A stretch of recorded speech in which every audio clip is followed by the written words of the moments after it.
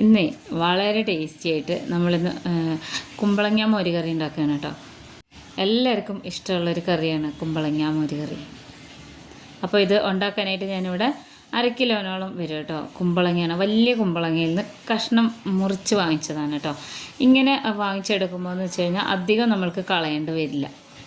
വലിയ കുമ്പളങ്ങയാണ് കുമ്പളങ്ങ മോരുകറി ഉണ്ടാക്കാൻ വേണ്ടി എടുക്കാറ്. ഇനി തൊലിയൊക്കെ കളഞ്ഞ് കഴുകിയെടുക്കാം. എന്നിട്ട് പിന്നെ നമ്മൾ കുറച്ച് വലിയ കഷ്ണങ്ങളായിട്ട് തന്നെയാണ് മുറിക്കുക കേട്ടോ. നമ്മളിത് കുമ്പളങ്ങ മോരുകറി വെച്ച് കഴിഞ്ഞാൽ അതിൽ കുമ്പളങ്ങ എടുത്ത് കഴിക്കാൻ ഭയങ്കര ടേസ്റ്റാണ് കേട്ടോ. മാത്രമല്ല ഇതിങ്ങനെ അരിഞ്ഞെടുത്ത് കഴിഞ്ഞാൽ കുറച്ച് അധികം ഉണ്ടാവുകയും ചെയ്യും. എനിക്ക് കുറച്ചും കൂടെ ഈ മോരുകറി വയ്ക്കുമ്പോൾ ഇഷ്ടം വലിയ കുമ്പളങ്ങ എടുക്കുന്നതാണ്. നിങ്ങളും ചെയ്ത് നോക്കണേ. അപ്പോൾ അരിഞ്ഞെടുത്തതിന് ശേഷം ഞാനിവിടെ 2 കപ്പ് വെള്ളം ഒഴിച്ച് കൊടുത്തിട്ടുണ്ട്. ഒരു ചട്ടിയിലേക്ക് ഇട്ട് കൊടുത്തിട്ട് പിന്നെ 1/2 സ്പൂണോളം മഞ്ഞൾപ്പൊടി ചേർത്ത് കൊടുത്തിട്ടുണ്ട് കേട്ടോ. ഇതിൽ ഈ സമയത്ത് ഉപ്പ് ചേർത്ത് കൊടുക്കുന്നില്ലേ. ഇതൊന്ന് തിളച്ചതിന് ശേഷം ഉപ്പ് ചേർത്ത് കൊടുക്കാം കേട്ടോ. ഞാനിത് സ്റ്റൗവിൽ വെച്ചിട്ടുണ്ട്. ഇനി ഇതൊന്ന് നന്നായിട്ട് തിളച്ച് വരട്ടെ കേട്ടോ. നല്ലോണം ഒന്ന് തിളച്ച് പെട്ടെന്ന് തന്നെ വെന്ത് കിട്ടും. നമ്മളിത് കുക്കറിലൊന്നും അധികം വെക്കേണ്ട. അപ്പോൾ ഇത് തിളയ്ക്കുമ്പോഴേക്കും ഞാൻ തലേ ദിവസം തന്നെ പാല് ഒരൊഴിച്ച് വെച്ചിട്ടുണ്ടായിരുന്നു കേട്ടോ. നല്ല കട്ടി തൈരാണ്, നല്ല പുളിയുള്ള കട്ടി തൈരാകുമ്പോൾ കറിക്കൊരു പ്രത്യേക ടേസ്റ്റും രുചിയും മണമൊക്കെയാണ് കേട്ടോ. കുമ്പളങ്ങ കറി ഉണ്ടാക്കുമ്പോൾ എപ്പോഴും ഞാൻ വീട്ടിൽ തന്നെ ഉണ്ടാക്കുന്ന തൈര് വെച്ചിട്ടാണ് ഉണ്ടാക്കുക. അപ്പം ഇനി കറി നന്നായിട്ട് തിളച്ച് വന്നിട്ടുണ്ടാവും കേട്ടോ. നമ്മുടെ കുമ്പളങ്ങയൊക്കെ ഏതാണ്ട് ആയി വന്നിട്ടുണ്ട്. ഇതിലേക്ക് ഒരു 3/4 സ്പൂണോളം ഉപ്പ് ചേർത്ത് കൊടുക്കുന്നുണ്ട്. ഈ ഒരു സമയത്താണ് ഉപ്പ് ചേർത്ത് കൊടുക്കുന്നത്. വേഗം ഉപ്പ് ഇതിൽ പിടിക്കുകയും ചെയ്യും കേട്ടോ. നന്നായിട്ടൊന്ന് ഇളക്കി യോജിപ്പിച്ച് കൊടുക്കണം. ഏറ്റവും കൂടുതൽ ആൾക്കാർ ഇതിൽ ആവശ്യപ്പെടാറുള്ളൊരു വീഡിയോയും കൂടെയാണ് കേട്ടോ, കുമ്പളങ്ങ മോരുകറിയുടെ. അപ്പോൾ ഇനി ഇത് ലോ ഫ്ലെയിമിലിട്ട് അടച്ച് വയ്ക്കാം. പിന്നെ ഞാനിവിടെ കുറച്ച് പച്ചമുളക് ഇട്ട് കൊടുത്തിട്ടുണ്ട്. നാടൻ മുളകാണ്. സാധാ മുളക് ഒരു 5-6 എടുത്താലും മതി. പിന്നെ ഏതാണ്ട് ഒരു 10-15 അല്ലിയോളം ചെറിയ ഉള്ളിയും കൂടെ ഇട്ട് കൊടുത്തിട്ടുണ്ട് ഒരു മിക്സിയുടെ ജാറിലേക്ക്. പിന്നെ നേരത്തെ എടുത്ത് വെച്ചിരുന്ന തൈര് 1 കപ്പ് ചേർത്ത് കൊടുത്ത് 1 കപ്പോളം തന്നെ തേങ്ങയും കൂടെ ചേർത്ത് കൊടുത്തിട്ട് ആദ്യം ഒന്ന് അടിച്ചെടുത്ത് വരാം കേട്ടോ. നന്നായിട്ടൊന്ന് അടിച്ചെടുത്ത് വരാം. ഇതിൽ എക്സ്ട്രാ വെള്ളമൊന്നും ചേർക്കേണ്ട കാര്യമില്ല കേട്ടോ. ഇതിപ്പോൾ അത്യാവശ്യം ആയിട്ടുണ്ട്. ഒട്ടും വെള്ളം ചേർക്കാതെയാണ് നമ്മളിത് അടിച്ചെടുത്തിട്ടുള്ളത് കേട്ടോ. അതുകൊണ്ട് തന്നെ നല്ല തിക്കായിരിക്കും. ഇനി നമുക്ക് അരപ്പ് ഇതിലേക്ക് ഒഴിച്ചു കൊടുക്കാം. ലോ ഫ്ലെയിമിലാണ് നമ്മൾ നേരത്തെ ഉപ്പൊക്കെ ചേർത്ത് കൊടുത്തതിന് ശേഷം ഇട്ട് വെച്ചിരുന്നത്. നമ്മൾ ഒഴിച്ചത്ര വെള്ളമൊന്നുമില്ല കേട്ടോ. വെള്ളമൊക്കെ കുറച്ച് വറ്റി വന്നിട്ടുണ്ട്.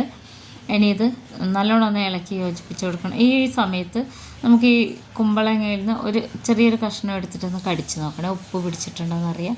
ഇനി ഇതിലേക്ക് നമ്മൾ അരച്ച് വെച്ച അരപ്പ് ഒഴിച്ച് കൊടുക്കണം. മിക്സിയുടെ ജാറൊന്ന് ചുഴറ്റിയെടുത്തിട്ട് അതിൽ 1 കപ്പ് വെള്ളമാക്കിയിട്ട് നമ്മളിതുപോലെ ഒഴിച്ച് കൊടുത്തിട്ടുണ്ട് കേട്ടോ. അപ്പോൾ അത്യാവശ്യം നല്ല കറിയും കൂടെ ഉണ്ട്. ഒരുപാട് ഇങ്ങനെ തിക്കായിട്ടല്ലാത്ത ഒഴിച്ച് കറിയാണ് നമുക്ക് ആവശ്യം കേട്ടോ. അപ്പോൾ നല്ല കറി ഇവിടെ റെഡി ആയിട്ടുണ്ട്. ഇത് നമ്മൾ മീഡിയം ഫ്ലെയിമിലിട്ട് കൊടുത്തിട്ട് ഇളക്കിക്കൊണ്ടിരിക്കണം, ഒന്ന് ചൂടാവുന്നത് വരെ. കാരണം ഇതെന്താണെന്ന് വെച്ച് കഴിഞ്ഞാൽ പിരിഞ്ഞ് പോകാതിരിക്കാനാണ് ഇളക്കിക്കൊണ്ടിരിക്കുന്നത് കേട്ടോ. ചെറുതായിട്ടൊന്ന് തിള വരുന്നവരെ ഒന്നിങ്ങനെ ഇളക്കിക്കൊണ്ടിരിക്കണം. നമ്മളിവിടെ അരപ്പൊക്കെ ഒഴിച്ചുകൊണ്ട് തന്നെ ഉപ്പ് കുറവുണ്ടായിരുന്നു. അപ്പോൾ ഞാൻ ഏതാണ്ട് ഒരു 1/2 സ്പൂണോളം ഉപ്പും കൂടെ കൂടുതൽ ചേർത്ത് കൊടുത്തിട്ടുണ്ട്. നല്ല പുളിയുള്ള തൈരൊക്കെ ആണെന്നുണ്ടെങ്കിൽ നമ്മൾ കുറച്ച് കൂടുതൽ ഉപ്പ് ചേർത്ത് കൊടുക്കേണ്ടി വരും കേട്ടോ. ഇനി ഇതിനെ ഇളക്കിക്കൊണ്ട് തന്നെ ഇരിക്കുന്നുണ്ട്. ലാസ്റ്റ് നമ്മളിതുപോലെ അരപ്പൊഴിച്ച് കഴിഞ്ഞാൽ കുറച്ചൊന്ന് ഇളക്കി കൊടുത്തുകൊണ്ടിരിക്കുന്നതായിരിക്കും കുറച്ചുകൂടി നല്ലത്. തൈരും തേങ്ങയും കൂടെ ഇങ്ങനെ പിരിഞ്ഞു കഴിഞ്ഞാൽ അത് വേറെ തന്നെ അറിയാൻ പറ്റും. അപ്പോൾ അവിടെ ഇവിടെയൊക്കെ ചെറുതായിട്ട് തിള വന്നുകൊണ്ടിരിക്കുന്നുണ്ട് കേട്ടോ. നല്ല ടേസ്റ്റുള്ളൊരു കറിയാണ് ഈ കുമ്പളങ്ങ മോരുകറി എന്ന് പറയുന്നത്. അപ്പോൾ സൈഡിലൊക്കെ ഇങ്ങനെ തിളച്ച് വരുന്നുണ്ട്. ഈ ഒരു സമയത്ത് നമുക്ക് സ്റ്റൗ ഓഫ് ചെയ്ത് വയ്ക്കാം. ഇത്രേ വേണ്ടുള്ളൂ കേട്ടോ.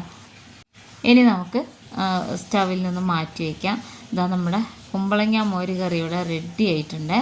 ഇനി ഇത് താളിച്ചെടുക്കാം കേട്ടോ. താളിപ്പ് റെഡിയാക്കാൻ ഞാനിവിടെ കടായി സ്റ്റവിൽ വെച്ചിട്ടുണ്ട്. ഇതിലേക്ക് വെളിച്ചെണ്ണയാണ് ചേർത്ത് കൊടുക്കുന്നത്.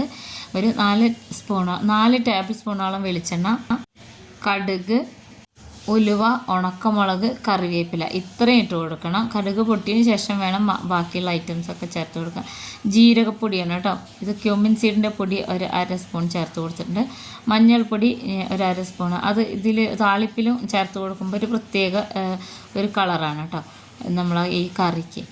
അപ്പോൾ ചേർത്ത് കൊടുത്ത് സ്റ്റൗ ഓഫ് ചെയ്ത് വെച്ചതിന് ശേഷം നമുക്കിത് ഒഴിച്ചു കൊടുക്കാം. നല്ലൊരു മണമാണ് കേട്ടോ ഈ താളിപ്പ് ഒഴിച്ചു കൊടുക്കുമ്പോഴുള്ളൊരു മണം. അത് നല്ല രുചികരമായിട്ടുള്ള അടിപൊളി കുമ്പളങ്ങ മോര് കറി ഇവിടെ റെഡി ആയിട്ടുണ്ട്. എല്ലാവർക്കും ഇഷ്ടമുള്ളൊരു കറിയാണ് കേട്ടോ. ചോറിൻ്റെ കൂടെ ഒരു പപ്പടമോ ഒരു അച്ചാറൊക്കെ ഉണ്ടെന്നുണ്ടെങ്കിൽ വേറെ ഒന്നും തന്നെ വേണ്ട, ഈ ഒരു ഒറ്റ കറി മാത്രം മതി. അപ്പോൾ അതാ എല്ലാവരും ഉണ്ടാക്കി നോക്കി അഭിപ്രായങ്ങൾ അറിയിക്കണേ. വളരെ ടേസ്റ്റി ആയിട്ടുള്ളൊരു ഐറ്റമാണ്. എപ്പോഴും മോര് കറി ഉണ്ടാക്കുമ്പോൾ നല്ല പുളിയുള്ള തൈര് എടുക്കുകയാണെന്നുണ്ടെങ്കിൽ കറിക്ക് ഒരു പ്രത്യേക ടേസ്റ്റാണ് കേട്ടോ. അപ്പോൾ എല്ലാവരും ഉണ്ടാക്കി നോക്കി അഭിപ്രായങ്ങൾ അറിയിക്കണം. അതുപോലെയുള്ള ഈസി റെസിപ്പീസുമായിട്ട് അടുത്ത വീഡിയോയിൽ കാണാം.